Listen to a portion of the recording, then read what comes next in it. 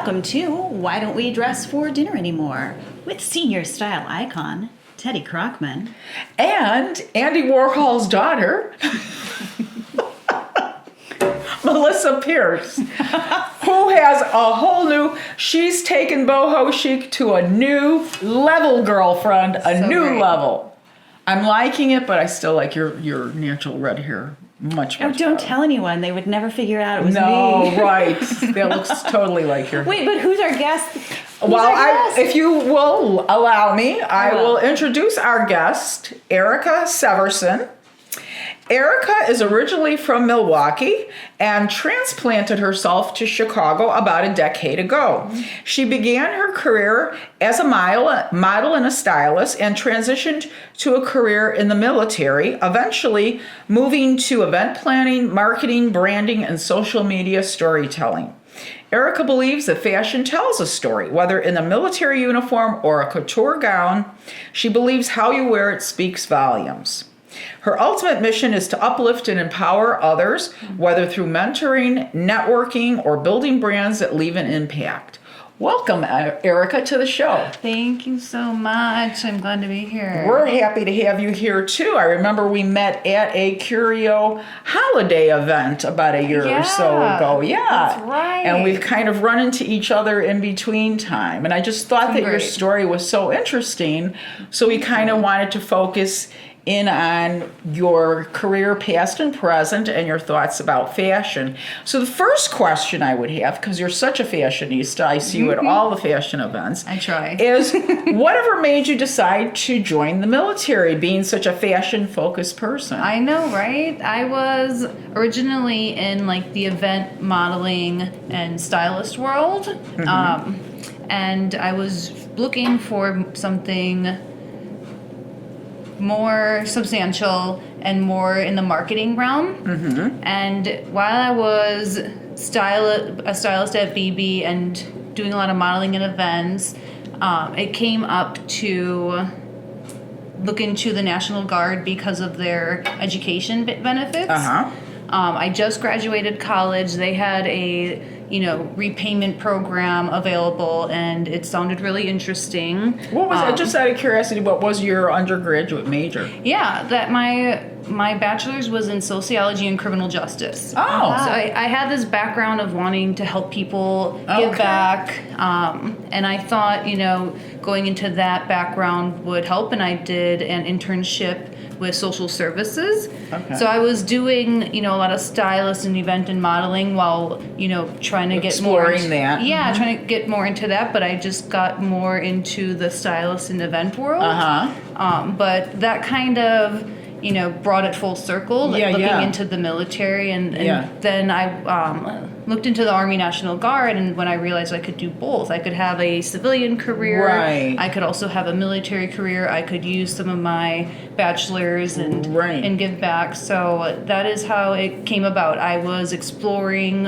more career paths, like how to help with some education benefits, and I looked into it, and it really interested me, and I ended up enlisting. I was actually still working as a stylist, and when I went to basic training. Wow. I was getting. So that's completely two different worlds. One where everything has to be picture perfect, and the other world where you're digging in the dirt and do the push-ups 30 times private. But it also has to be picture perfect. That's in true. a I very was gonna say different that. way. Well, only you would think of that, Miss Brilliant. Yes, of course. Oh, my father was a drill sergeant, so I know Yes. exactly Oh my how God. You're talking much to you an have to Army be. brat here. Yeah. She's an Army brat. I was a drill sergeant too. Oh, good heavens, yes, you know about the perfection then. And that really served all sides of you then, or all sides that you've told us about, really. It did. It touched on being able to give back to my community, help other people, and I also got to have a career path in event planning, which is still helping people. I liked helping people connect, plan great events for their social life or for their corporate event. Well, let me just stop you there for a sec. So you're originally from Wisconsin, so you're cheesehead. Yes. Came down All to the way. Chicagoland area, had a background in modeling and styling, part-time military, come to Chicago, and go into event planning. Yeah. So instead of I would think, if you're staying in the realm of fashion, when you transition to Chicago, it would have been more towards the styling or the modeling. So I know you said you like to, help people and do things for people. What particularly attracted you to event planning? Because event planning is now an entirely different world than modeling, styling, or certainly the military. So what made you focus on event planning when you came to the Chicagoland area? So I was always modeling at events and being at these cool Okay, so you were events. kind of at corporate event modeling type of thing? Yeah, a lot of brand modeling. Okay. Yeah. A lot of brand modeling. So being at these different events, these brand launch events, these new product launch events, and being a brand model or representing that brand or interacting with the crowd, I was like, this is fun. I like that. People are coming together, they're learning about things, they're finding something that they enjoy or like or could, benefit them. And I realized I really just liked that part of the world too. Okay. But that in and of itself, I would think an event planner takes a whole different skill set. I would imagine, and I've never been an event. Well, I shouldn't say I've planned events, but I've never been a professional event planner. My background originally was in hospital marketing. Actually, I was a social worker. But anyway, fast forward, did hospital marketing and did plan events. And it's very rigorous. I mean, everything from A to Z has to be covered, from the guest list, the invitations, to how the look of the event is going to be, the food, entertainment, if there's going to be. So that's a whole different skill set. What would you say in your life prepared you for that?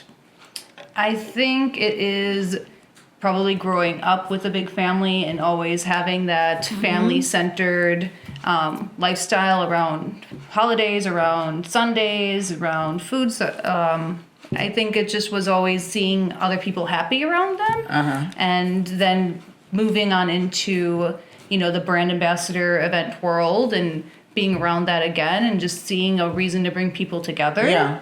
So I expanded on more of a passion for it with my background of sociology and moved into it and kept building on it. Okay. And I guess I just kind of winged it and got lucky, found the right niche and kept learning. I just did not lose a chance to learn how to build a new skill, how to add on to it. So I got onto the more sales side of event planning. Okay. And then what? Okay, so then you have a very interesting career path. So then you moved more into social media. Which makes sense from sales. Kinds of things. Yeah, it naturally evolved. As social media was becoming more of a channel and a bigger channel outside of radio, outside of magazine, it just kind of evolved naturally, and my peak kept naturally going towards that both. And I was at London House, and I was catering and event manager there. And I was networking all the time, so I would go to a lot of the different neighborhood events, Gold Coast, the Magnificent Mile Association. And I just kept networking. Would you say you're a natural networker, or is this something you push yourself to do? A little bit. I think I'm a natural people person and brand ambassador. And when I was at London House, I was always representing the brand, and the way I looked at it in event sales, anybody could be my new client. Everybody at some point with needs event space or a place to host. So I just really believed in the power of connection, networking, and building community. So I guess it kind of did come naturally. It just kept evolving from wanting to help people to being a brand ambassador to being an event planner, and then going out. And I got recruited by Modern Luxury, so I worked in the advertising side of event planning and sales. What is Modern Luxury? Can you? They are the media company for CS Magazine and Michigan Now Magazine. Oh, okay. Yeah. Because I've never heard of that before. So They're the media umbrella company that owns Chicago Scene, or is it still called Chicago Scene? Dang. Chicago Social. Chicago Social. It's been a while. So are those magazines? Those are Chicago magazines. I've lived in Chicagoland area all my life. The only Chicago magazine I know is Chicago Magazine. Is Chicago Magazine even around anymore? That was used to be a big one. I used to get Chicago Magazine quite a bit. So you went to event planning, social media marketing, which is kind of your niche right now. I see you at a lot, even ones that I haven't attended. I see you almost weekly at some kind of fashion event. So tell me how you kept involved in the fashion world and why. It was always a passion and interest, being able to dress up and express myself that way. And you do dress really nicely. You have some beautiful outfits. After you answer this question, you have to tell us about how you had your cape custom made. Absolutely. Oh yeah, that's a beautiful. And you'll see on our when you watch or listen to the podcast, we've taken a picture of the three of us, so you'll see all of Erica's outfit in that picture. It's fantastic. Yeah. Okay, so sorry. Go ahead. No, absolutely. I stayed into the fashion scene by just going myself at first, reaching out and just finding these different events to go to. And that was kind of the first part. And once I found really great connections, like at Curio, became a member, stayed involved, networking. This all happened just very organically, and in like a layered way. I focused a lot on expressing myself even more in fashion after I retired from the military in 2023. It was an ability to finally just not care about how I overdressed at all. Oh, I love that. Versus I felt in the military, I always kind of had to balance that. Yes. Versus like being too overdressed, being too much. You can't show off too much, right? A little bit. You need to look more quote unquote serious. A little, yeah, it kind of felt that way. Right, yeah, you can't be too or flamboyant. Corporatist. Yeah, it's kind of the way I felt. You can't be too flamboyant. That's when I was in the hospital, I stuck out like a sore thumb, because, we have mainly nurses and doctors who aren't dressing up. But then, you do have executives like I was, but I was always told, Teddy, you stand out just a little bit too much. You just need to tone it down just a little too much. And here I come with my big earrings and, so I kind of understand that feeling where you can kind of finally now be you. Exactly. And nothing is considered over the top in the fashion world. In fact, the more over the top, the more you're celebrated. It's so great. Yeah, you really are. I was able to channel that passion and really just put more effort into it, and it was good healing. It was a good healing thing while I was transitioning out of the military and just naturally finding the fashion community more. Right, so here you are, you've collected all these skills, you are a great networker, you collected all of these people. Yeah, she's collected people. She's collected. No, we always she's a people collector. A people collector. She's a networker. She's a networker. She knows them. She's marketer. Is a natural networker. Community connector. So, and then she's collected these skills, and then finally you're like, I'm coming out. So you're in this process of coming out. Tell us, what are you excited about right now? I'm really excited that I'm going to be able to use my Army benefits. I enlisted after college, so I didn't, go through that process of enlisting for college. And the benefits were always going to be there for me, and I just assumed I wouldn't use my school benefits as I already had a bachelor's degree, even though I'm not actively using it as much, or at least in that subject that I studied. So I'm really excited that I'm going to go back now and be able to use my Army benefits for school and start a new career path and add on to what I've been doing. So are you going for a second bachelor's? Are you going to go for a master's? Do you know? Probably both. Holy crap. At the same time? That's some commitment. Probably we'll see what the programs I pick and what they require. But I'm looking at programs in public relations realm, and Okay. I would love to get my master's in that. If I have to add on to a bachelor's to extend that career into a master's. I see open what to you're that. saying. So you might have to pick yeah. up a few classes Right. in order to qualify for the master's. Might have to, yeah. You'll have to pick up some communications classes. Definitely. I mean, there's so That'll be much so overlap great. with sociology and communications. You'll just get communications and then go. That would be so great. Oh, that's so great. So yeah. you're interested in PR, but you're already doing that. So you're just like, Well, oh, she's I wanna- add like her on own PR machine. Exactly. One person I PR want machine. Erica to be my public relations person. Right. But I can't- Erica Severson, PR. She's just got one card. Yeah. You know exactly who she is. Instead of private Yeah. eye, PR. Exactly. She's the PR. I no was a gun private eye. investigator. in Oh college. no! Get out of here! No. Get I out was a of licensed No. private investigator. When did in you do that? Now you got to tell us about that. A private investigator. Oh my God. Also, how do you get licensed to do this? Wait The a minute. military, modeling, styling, event planning, social event media manager, and now private detective. Right. She contains multitudes. Move over, poet. Yeah, You- it was. Erica. Man, you guys Yeah. make me feel so boring. I was in the same goddamn career for 30 years, and you're like, whoop, whoop, whoop, and I do this. Now All you're right, tell us about Instagram the and- private eye stuff. Yeah, now we want to know. While I was in college and I declared my bachelor's in sociology and criminal justice, I originally thought I was going to be a police officer before social Oh, that makes services. sense for your life for the military. While too. I was in college, I got a job at a security company, and they did a lot of loss prevention. And if I got a license in private investigating, which is from the state, the same license you go to get, a real estate license. Right, right. I had to go and study. Did you have to this take big tests book. of some Yeah, kind? I had to take this big book and How to study. creep up on people and take mystery pictures. All the legalities of Yeah, it. yeah. And so I worked for a security company mainly in loss prevention at retail stores. That's true. Wow. So she's picking up the shoplifters. Right. Here's Erica. Right.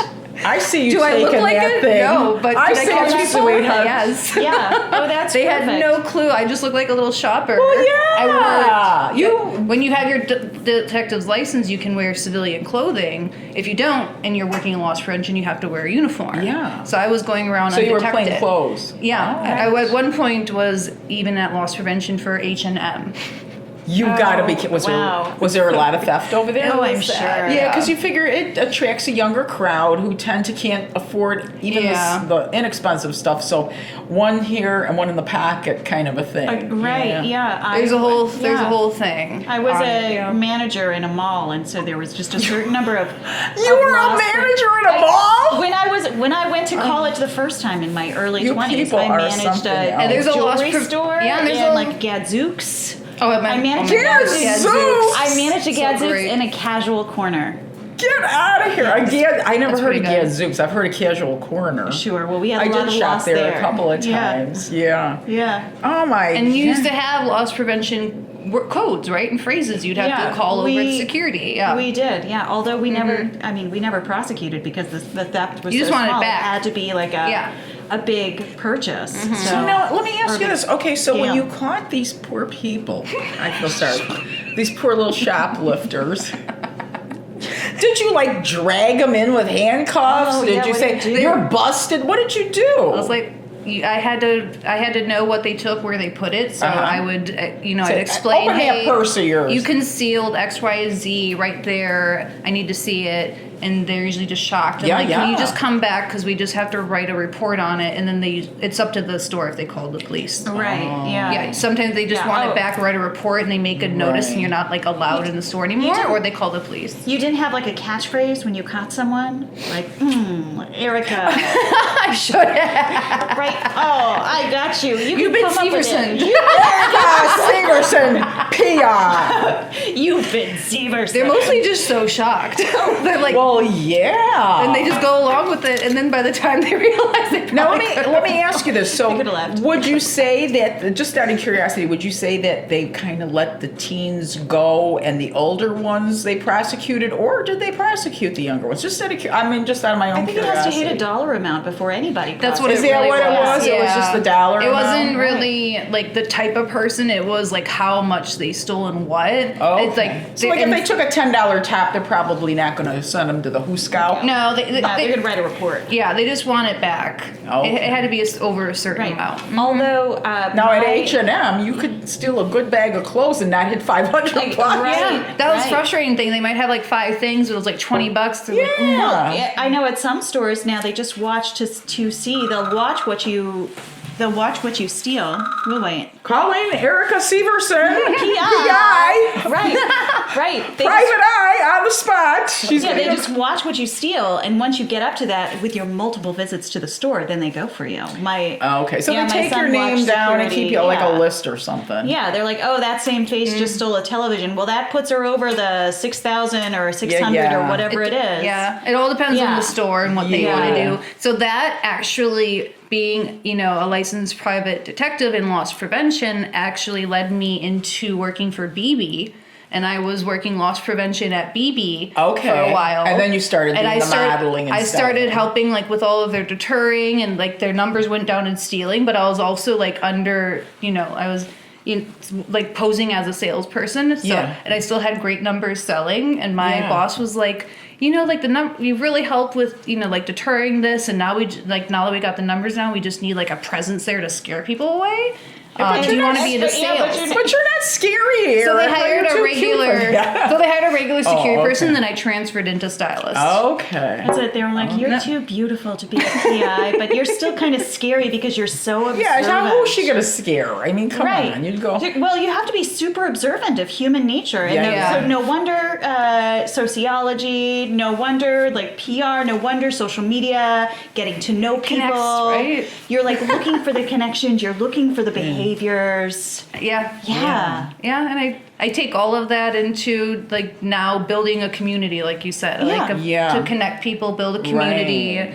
If I can help them and connect in a way that benefits each other, Yes. like I'm gonna do it. Right. And Well, public yeah. relations seems to be almost like a natural flow for you because like so many people now, I would imagine, in the fashion Yeah. community. Like I said, I see you really all the great time on meeting everyone. Instagram. You're like at every event, and being such a connector that you are, you have almost like a natural client base. Oh, right. Well, wait. Do you have any tips for our listeners on how to grow their social Yes. media or what things they can't all go out and be PIs and have your You know. journeys? So what are some like Start as a PI. Starting from here, like what are some tips like To how grow their to- social media. How to start that like growing that community? Like what are So I think besides the usual that you're going to hear with the consistency, which is really important. Yeah. And And when you say consistency, because I read so many different things, Erica, online about, how many times a week you should post. Some Same. say 3 days a week. Some say Yeah. 5. Some say every single day.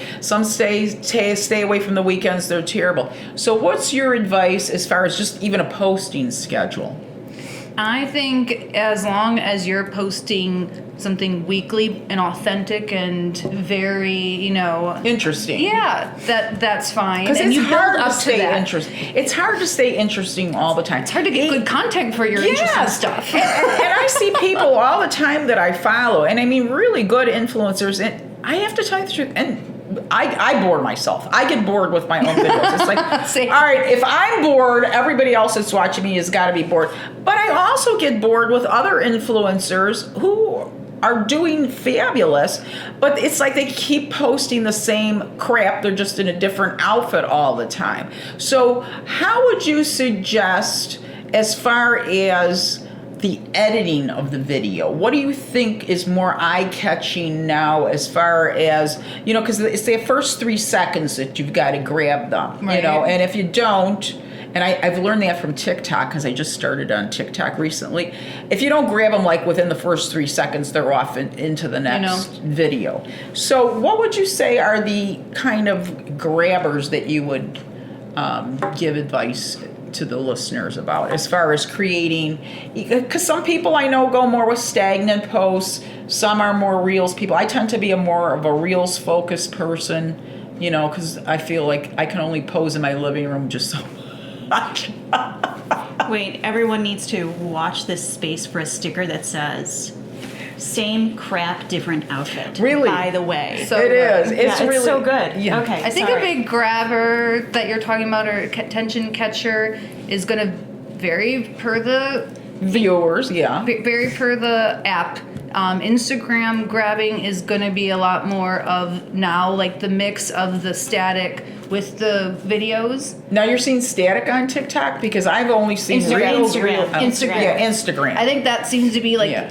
the evolving popularity post of Is some having static, some Right, videos because I mixed won't in. follow people if they only have reels. I want to see A mix. I don't want to see a mix. I want to see photographs. I want to Yeah. see like a setup. Yeah. It's still more aesthetic, and I think the consistency on Instagram, meaning how often you're Yeah. posting every week, I think that gives you a longer reach with possibly more followers to follow, hopefully. Yeah. And not always as big of a like Yeah. for each post. Right. So you see, That's- it reaches further, but it doesn't necessarily get the numbers of likes. Not depending on Yeah. your account. I'd say on TikTok, it's more talking like come Right. follow me, like actually talking about what your experience was that Right. you're taking the pictures at. I think Right. the authenticity and the voice and Right. More that personalized. more personalized like reels and TikToks Yeah. is like the trend on there. Yeah. So it really depends which app you want to grow or Yeah. focus on. Okay, does fashion, does YouTube matter anymore for that? It does. People are still connecting like their TikToks and their podcasts like onto YouTube and Yeah. and Good thing we're there. yeah, it's Yeah, our YouTube is our podcast. Is I'd on- say another fun, easy way to expand your social media presence is, asking brands that reach out to you, say like, you have a brand that's like, you tag them. We love that you tagged our dress or Yeah. our outfit. Would you mind if we reshared it? I'd say Right. using that as a opportunity to be like, hey, yeah, can you collab with me? Right. It doesn't hurt to ask, but that Right. collab from them, Yeah. not just besides the tag, is going to give you a bigger reach and hopefully more followers. Yeah. So I think Yeah. taking that opportunity more when brands reach out, want to repost your picture, your story, Yeah. like asking them for a collab. Like a future collab or a collab on that one. when they post that one, like when they Yeah. want to repost it on their site. Oh, And have use them one of do their the pictures, collaboration. if they would do a collab. Yeah. Oh, okay. It's like the function of Instagram, not a collab, like let's make something together, but it's that function. That's what I meant, of is like the Instagram. Like function. how I Yeah, invite yeah, you to okay. be a collaborator The- with my the collab page. inviter on the Yeah, post. I was just making sure. I was like, is this a business Yeah. thing or is this an Instagram specific Yeah. function? It could be both, Yeah, but yeah. the Right. Instagram, I meant on the Instagram function yeah, on the side. Instagram Yeah. function. Yeah. And That's a really especially good way to reach. especially for people that are just starting out on Instagram, that's a Exactly. great way to get noticed by brands. The more you're on Instagram, the longer you're on Instagram. Usually 50,000 is the hallmark followers and up. You'll have brands come to you then. I have brands every day coming to me. So good. And half of them I don't even take because either they don't want to pay me or I don't like their aesthetic, their clothes or whatever. So there's not aligned. there's certain hallmarks. But the one thing that Erica was talking about, once you are established and vendors, reach out to you, what they can offer sometimes not only is monetary reimbursement, which is always important, but they'll ask for a white list. And that is where you do a collab, but they also pay for an ad. You get like an actual ad number from Instagram. Yes. And what they'll do is they'll post it up, and they pay a lot of money for that. When they boost it. And I've gotten, like one brand I did was an exercise brand.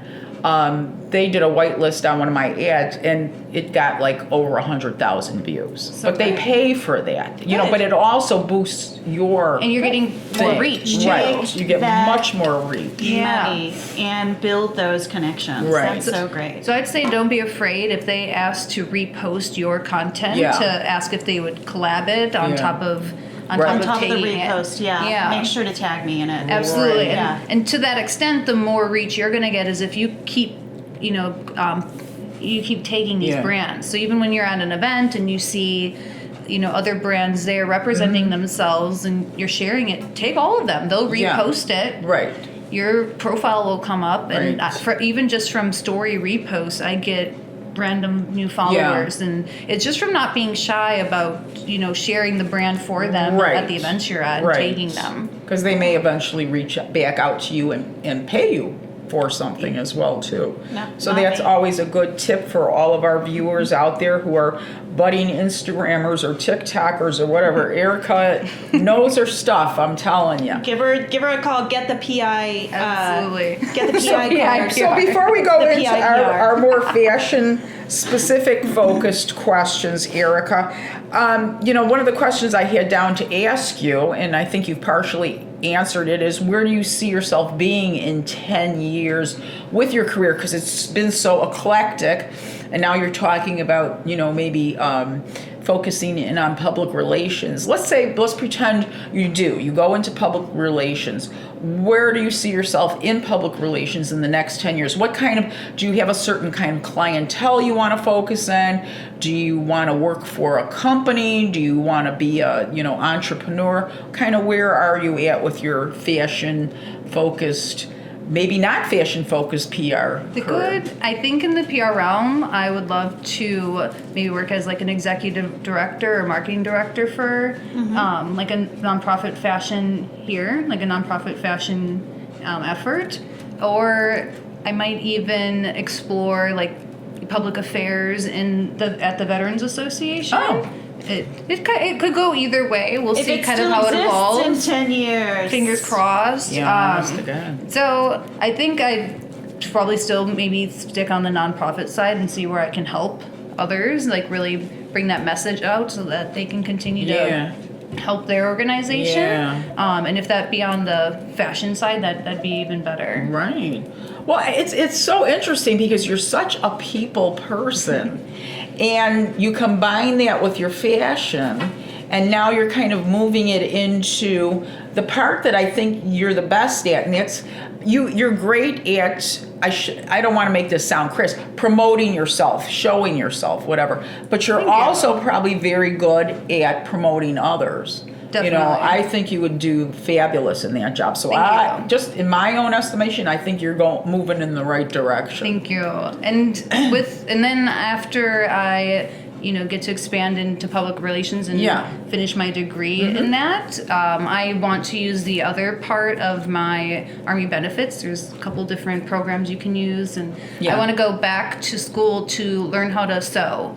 And I want to make my own fashion accessories in the future. So that'll be like a side, passion. So we're going to project have that like I'll build. Erica's purse party. Yes, I All right, wait a minute. Now, Erica's- are you guys Sex and the City fans? Are you Oh, Sex and the yes, City? Okay. absolutely. Do you remember when there was an episode on She broke up with with Jennifer her? Coolidge, Yes. and she had a purse party where she was glue gunning all these purses together? from her like old clothes. Yes, from her and old from cut her up old- clothes. Yeah, from and her, she had this purse party, and she had these obnoxiously loud, Yes, I dingle remember that. balls and things on the it purse. was very eccentric. So are we going to have an Erica's purse party? It will be chic, like with very chic, fun. Erica's Erica- chic purse accessories. party. Erica Severson, PI, PR, and purses. Listen, hire me for your branding. I love babe. it. I'm so I love alliteration, so that works. She's It very does. good. She's very good. Well, she was a marketer too. You get it. Yeah, Yeah, she's a I get marketer it. too. All right, you have to tell us about this. Yes. I Jacket. had this custom made. I wanted to expand my suit look. I love a good suit, and there's so many different blazer styles. Yes. And I really, really liked the idea of having like a feminine cape versus a blazer. Mm-hmm. And I took inspiration from some online outfits that I've seen with capes with and capes. combined it into a suit, and I had this made. Right, So- because it's basically a suit jacket, but where the sleeves There you go. are, You can see Erica. Yeah, we can see you in the shot, where Erica. the sleeves are. It's completely And look at the beautiful open. paisley lining. That's Right. beautiful. I got to pick all of this, and the and material. were the pants made to match Yeah, too? the Yes. pants Yeah, because are it's the custom same made to fabric. match. Yeah. This is so Gorgeous. fantastic. Thank you. We're It's in so much love. fun. We're We in are. love. So it was expansion. It was one of my first investment pieces and one of my first custom made pieces, and it fits you beautifully. Thank you. I mean, everything is in the tailoring. Like I always say, you can buy the cheapest outfit in the world, take it to a I can't tell you how many times I've done this. I think so too, though. Yeah, I've bought outfits that cost me $30, and I've spent like $150 to have them altered, and it looks better than the custom clothes that I've seen.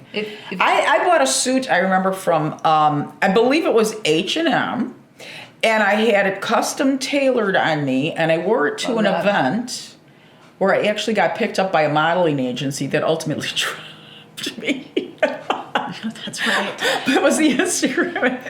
But they thought I was wearing like a $1,000 suit. That's how good it looked. And it was an H&M suit that was just custom fitted to me, and it looked so good on. That's why we're podcast buddies, because you were picked up and dropped by a modeling agency. I was picked up by a modeling agency, did one runway show, dropped off the back of the stage, and was also then dropped by the agency.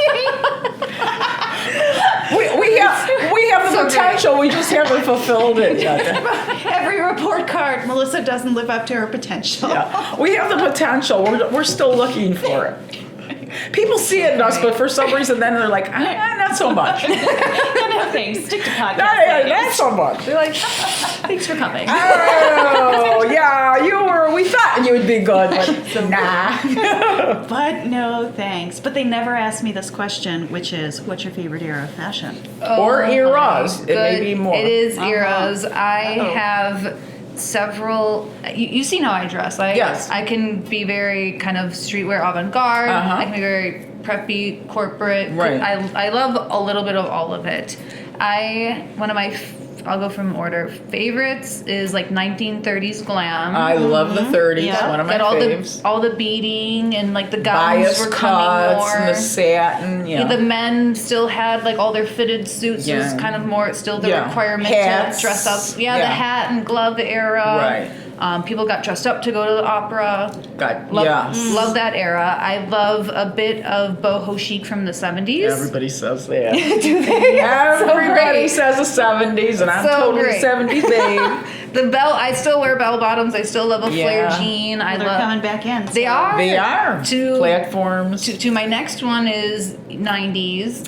That's another one. I it grew seems up like in the 30s, 90s. 70s, and 90s. Wow. Think about that. It's almost, not many people say 50s. So if it was 30s, 50s, 70s, and 90s, we'd have every 20 years. I do love 1950s glam too. Yeah. When we got into like the Dior and the more Chanel, Yeah. I do love the 1950s glam too. Yeah. But the 90s. Which Which part of the 90s? Oh man, when I think of 90s, I like the more later 90s Calvin Klein, Tommy Hilfiger, Ralph Lauren era, and that's when I was growing up. That was like the country club / preppy. Yes. More And tailored look. Now it's like the quiet luxury look. Yes. Which is going out. They rebranded or renamed Which it. it's going out. Quiet luxury is starting to become very loud now. I like the loud. Luxury is becoming loud with furs and more embellishment. Maximalism. Yes. Maximalism is jewelry piled on, and I love that. I'm all a for maximalist at heart. Yeah, I am like, more is more. I'm like,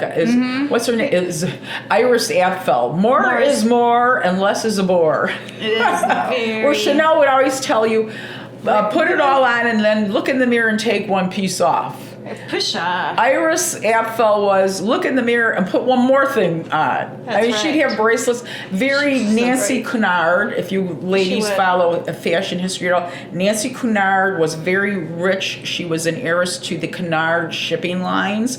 And she was known for these African bracelets that she'd wear, literally like going all the way up her arms to like this. And she would and people would say, why do you wear them? She goes, I feel like it's kind of like what we were talking about Castle it's my armor. It's armor. She felt it gave her strength or something. You know, I was thinking about this more as we talked about Castlecore a couple episodes ago. One that came out today while we're filming. Love that. So we were talking about Castlecore and this that's our episode out today. But then I wanted to ask you, and I don't know if you dealt with them when you were a therapist. I was thinking about how like telltale sign that someone has like a schizophrenia is that they layer on clothes. Yes, but it's for a not different chic reason. clothes. No, it's not. You know, It's it wouldn't like be like an any- Irish Apfel. It's No. like a street person who just picks up everything they find on the street. But and they put it on in. because it makes them feel safe. It it is the armor some- that they have. Yeah, it is some Yeah. kind of a. It's more to do with the weight of the clothes. Yes, Have you okay, heard of like yeah. the latest thing is weighted blankets? Right. Is a Certainly. way for people to sleep with more comfort because for some reason we as human beings, when we're feeling especially fearful or anxious, you want some kind of hug or and want so your if you mom- don't yeah. somebody can't hug you all the time, so you want something to feel protective. I'm gonna- you know, this is a protective stance when I'm you're going to like do this. a maximalist line. It's going to be about swaddling all of it. It gonna be is kind of the same thing, like a swaddling kind of theory. Like, yeah, the more you Right. have on, the more protected and padded you see feel that. and that kind of thing.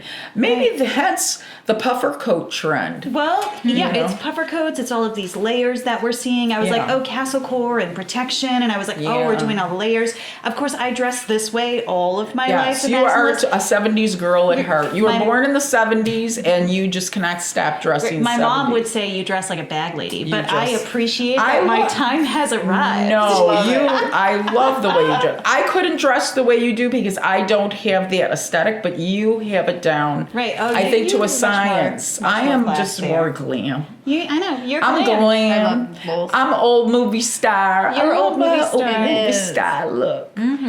You're glam and I'm wham bam. You're a wham great bam. balance. Thank you, ma'am. That's right. Okay, what And you're- song is that from? Oh, I have Wham no bam. idea. Thank you, ma'am. Don't know. That's the end of a David Bowie song. Okay. It ends that And way. Erica Severson, PI, PR, and purses. Why do you think we've become such a casually dressed society? Okay. I just snapped that one out. My experience from like coming from Wisconsin. Were they I- just really casually, by the way? Come on. I joke that I was a bit fashion deprived there. And that Can I ask you, what part of Wisconsin are you from? I know you probably told me a million times, but South Milwaukee area. okay, Milwaukee. So you were more a citified girl City in like the yes. suburbs of Milwaukee. kind of thing? Exactly. Okay. City-ish. So my experience is that there it became so sports society, like sports yeah. team focused, Yeah. that became a very like main theme for socializing, and that So like people socializing would wear theme jerseys, like Green Bay Packer Everywhere. jerseys. Okay, so It's a uniform, It's yeah. like a community signifier. Then, if you're not wearing a sports ball, how do you even fit into your community? It seems Yeah. like it.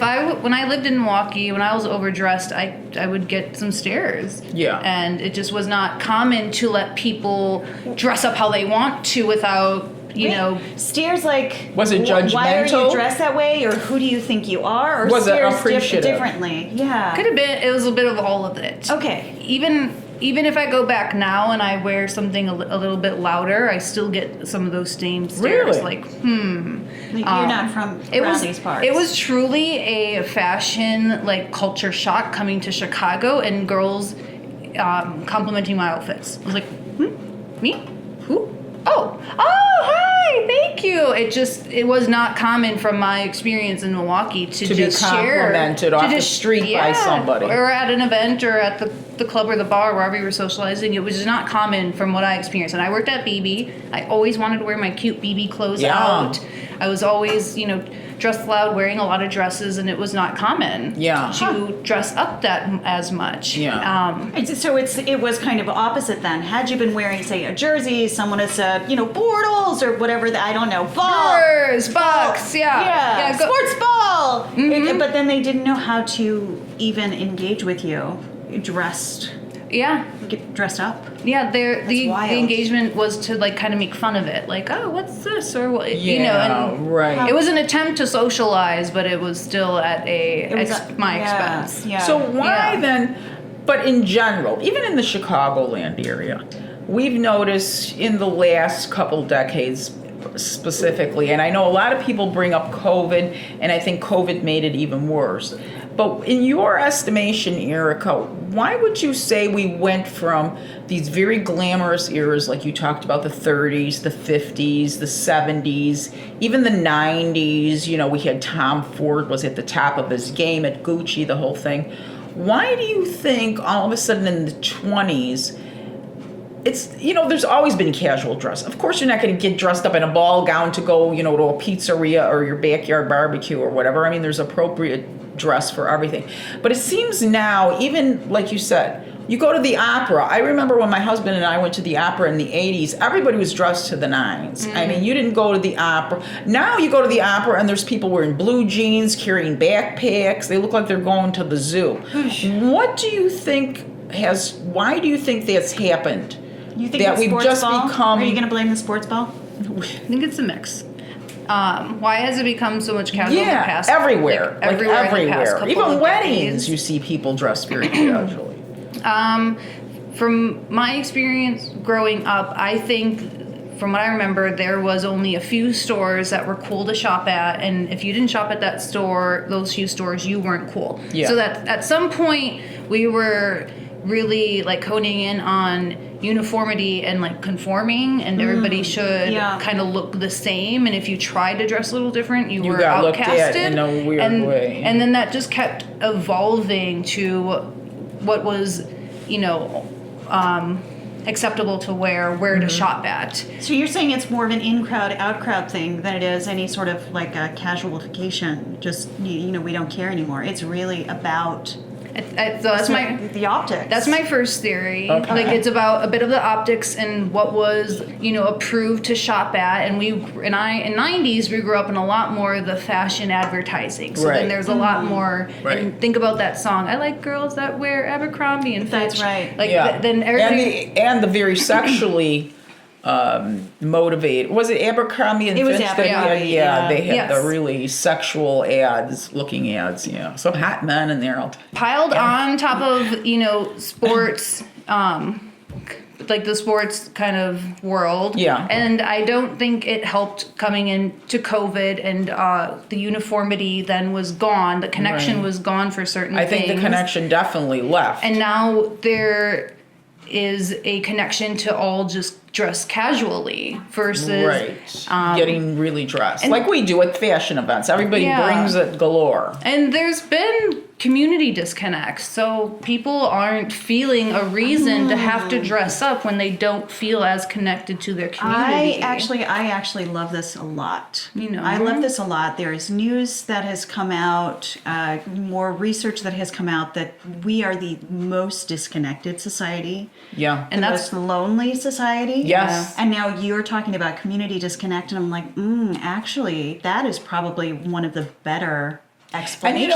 And you know what's gotten. interesting? The two age groups that have been identified as the most disconnected are the teenagers, which you really need to worry about. Definitely. And elderly people. Now, the elderly people, you can kind of see it because they become they. I'm one of the elderly people. But when you retire from work, you're not in your work community. Right. You're not daily seeing people and that kind of thing. So you tend to get more disconnected. Right. A lot, people like me who had careers for 30 years, most of my friends were in my business, you know, and some of them are still in the business because they're younger than me, so they haven't retired. And you kind of lose connection with those people. You grab onto a few people that, you know, you had real friendships with. And so that world tends to become a little bit smaller. And the less you go out in public, the less you're apt to dress. You know, I get all glammed up to go to all our fashion events and stuff like that. But if you see me in my everyday wear in the house, my hair is no makeup on, my hair's clipped up on the top of my head, and I'm typically wearing my pajamas all day long because why the hell should I put on a pair of jeans to talk to Ken? Right. You know, so you can kind of see where the older, more mature community gets a little bit disconnected, and kind of doesn't care as much anymore, but the younger ones are the ones that concern me. To add on to that, my age, the early 30s to early 40s, like the millennials, they're going into uniformity because of what they grew up on, and that's what they had to. And do also to working from home now. And then you they're add working from home, you then add on working from home, and you are like that's also people have families, etc. So you're really in your family thing, and it's not community. And the community you have is online. And guess who you don't have to dress up for? The esoteric people in your head or on your phone. And then when you do go out once in a while, you're going for those community things like a ball game. Right, where it's more casual. It's a little more casual, and you wear, a cute T-shirt, and so I think the lack of community, the messaging of conform and don't stand out, don't be too much. Well, I've heard that all my life. That has been a consistent message through all the generations in some way, and then so now we're disconnected for different reasons because of that message. Right. And mine was, don't be too much. Don't be too loud. Like, don't dress like not like other people, or you might be called bad words. Right. Don't be so noticeable. I used to get and that. So don't then be so noticeable. you lack that community, and you try to conform, and then you kind of lose the community. You lose, and then you lose the enthusiasm, or even just the connection that you should dress up how you want to. Right. You kind of lose that outward vision of self. But the good news is, like we talked about in the last episode of our podcast, is I think we're starting to break out of that a little bit. And you know what? I hate to say this. It's slowly and surely. It's a little bit of a political slant. But in reality, with all the chaos that's happening right now in our government and everything else, I think it is going to start bringing people out again, just like it did in the 60s and the 70s, where communities were built on civil rights and civil rights movements and protests and things like that. We were connecting about our humanness. We're connecting about our human experience, about our shared experience. And so I think that's going to start bringing people back together again, and hence I think the need to now start expressing ourselves with our fashion as well too. So I think you're going to start seeing fashion take an evolution now. I think that's really something. I think. Uniting against fascism is one thing. I also think we are uniting against this idea of AI taking over, and so we're looking for much more individuality human and being feelings, human, and like understanding what it is even to be human in the age of AI, and what community means. In what's the age real, of what's not real. Yeah, it's not waking up in the morning and seeing, like Erica was talking about, it's not so much about likes. Waking up and saying, how many likes did I get? How many people watch this reel? Did you get good reach? Did you get good? Your whole life can become about that. I mean, yesterday I literally got disconnected from my main Instagram page. I thought I was going to lose my mind. I literally spent 6 hours trying to retrieve that account. And at the end, when I finally got back in, I thought to myself, and this is very interesting, I thought to myself when I finally got back in, I thought, what was it that I thought I lost? What was it that I actually thought I lost? I actually felt like this, like almost like a loss of part of me. Yeah. And that is scary when part of you starts to become the social media. But that's for another topic, another day. Well, that is a good place to end this. Yes. Thank you so much, Erica, for coming. You were a fabulous guest. I loved being here. Yes. You have such an interesting background, and we have to definitely connect with you when you start your public relations. Great. Well, 10 years from now, she's going to be doing something completely different. Not in actually, 10 years. We're gonna say, like, remember when you said this thing, and now you're the empress of I don't know what. Yeah. It's going to start with a C, though. The empress of Penguin. The empress of Thailand. She's become. Erica the Empress. Ooh, that's my brand name. Yeah, yes. There we go. Erica, and both Empress E's. Erica. Good alliteration. Just like I do love alliteration. Yes. Yeah, Erica, Empress Erica. PIPR, purses, Everson. penguins. We'll take out the S. We won't call it Severson. We'll call it Everson, the Empress Erica. I don't hate that. Actually. Everson Erica, the Empress. It's not Stick bad. with us, kid. It's very vowely. It's very vowel. Very vowely. That's my brand.